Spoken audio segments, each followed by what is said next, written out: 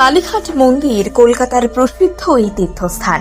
হিন্দু শাস্ত্রে 51 শক্তিপীঠের অন্যতম হিন্দু তীর্থক্ষেত্র হল এই কালীঘাট মন্দির। আর এই পীঠস্থানকে কালী তীর্থ কালীঘাট বলা হয়। এখানে নিজের মনস্কামনা পূরণ করতে দেশ বিদেশের মানুষ এসে ভিড় করেন। জানা যায় 1806 থেকে 1809 সালে বরিশার জমিদার সাবর্ণ চৌধুরীদের কেউ এই মন্দিরটি নির্মাণ করেছিলেন। জানা যায় ব্রহ্মানন্দ গিরি এবং আত্মারাম ব্রহ্মচারী নামে এই দুই সন্ন্যাসী কোষ্ঠী পাথরের একটি শিলাখণ্ডে দেবীর রূপ দান করেন। কালীঘাট মন্দিরটি 15 শতকের মনসার ভাসান এবং 17 শতকের কবি কঙ্কন চণ্ডীর মতো বেশ কয়েকটি ঐতিহাসিক গ্রন্থে উল্লেখ পাওয়া যায়। বাংলার অন্যতম প্রাচীন শক্তিপীঠ কালীঘাটের প্রতিষ্ঠা ঠিক কবে হয়েছিল তা বলা খুবই কঠিন, তবে মনে করা হয় এই মন্দিরটি প্রায় 200 বছরের পুরনো। লোকমুখে শোনা যায় এই মন্দিরের দর্শনার্থীরা কেউই খালি হাতে ফেরত যান না। মা কালী সবারই মনস্কামনা পূরণ করেন। দেশের নানা জায়গা থেকে মায়ের মন্দির দেখতে এবং পুজো দিতে বহু লোক সারা বছর ধরে আসেন। প্রতি বছর দুর্গাপুজো, দীপান্বিতা কালী পুজোর দিন প্রচুর লোক মন্দিরে পুজো দিতে আসেন। কলকাতা মহানগরীর একটি অন্যতম দর্শনীয় স্থান এই কালীঘাটের মন্দির।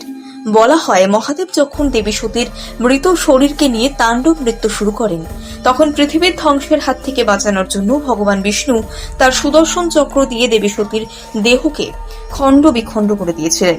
দেহাংশগুলি যেখানে গিয়ে পড়ে সেগুলি এক একটি শক্তিপীঠে পরিণত হয়।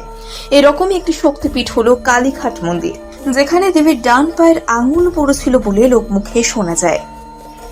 কলকাতার এই কালীঘাট মন্দিরের কালী মূর্তিটি কোষ্ঠী পাথরের অভিনব রীতিতে এটি নির্মিত। এই মূর্তিটির জিভ, দাঁত এবং মুকুট সোনার, হাত এবং মুন্ডমালাটিও সোনা এবং রূপ দিয়ে তৈরি। মন্দিরে স্থাপিত বিগ্রহের নিম্নভাগ দেখা যায় না। বলা হয় মন্দিরের মধ্যে একটি সিন্ধুকে সতীর প্রস্তরীভূত অঙ্গটি রক্ষিত আছে। এটি কারোর সম্মুখে বের করা হয় না। প্রতি বছর স্নান যাত্রার দিন মন্দিরের রুদ্ধদ্বার কক্ষে চোখ বাঁধা অবস্থায় মূর্তিটিকে স্নান করানো হয়। ভাদ্র এবং পৌষ আর চৈত্র মাসে দেবী দর্শন বিশেষ পুণ্যজনক বলে অনেকে মনে করেন। ভক্তরা কেউ শ্যামাকালী, দক্ষিণাকালী, রক্ষাকালী, ভদ্রকালী, শ্মশানকালী, গুহকালী বলে মাকে ডেকে থাকেন। দশ মহাবিদ্যার প্রথম বিদ্যাই হলেন দেবী কালী। কালীর জন্ম নিয়ে পুরাণ কাহিনীতে উল্লেখ রয়েছে। এটি বিশ্বাস করা হয় যে এই মন্দিরেই বাংলার সর্বাধিক তন্ত্র সাধনা করা হয়ে থাকে। কলকাতার কালীঘাট মন্দিরও দেখতে এরকম। ভূত, ভ্যাম্পায়ার, আত্মা সমস্যায় মানুষ আসেন এখানে চিকিৎসা করতে।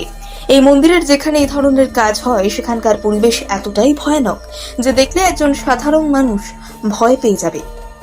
কিভাবে যাবেন কালীঘাটে? কালীঘাটের পাশ দিয়ে বয়ে যেত বুড়িগঙ্গা। 400 বছর আগে এখানে ছোট ছোট জাহাজ চলত।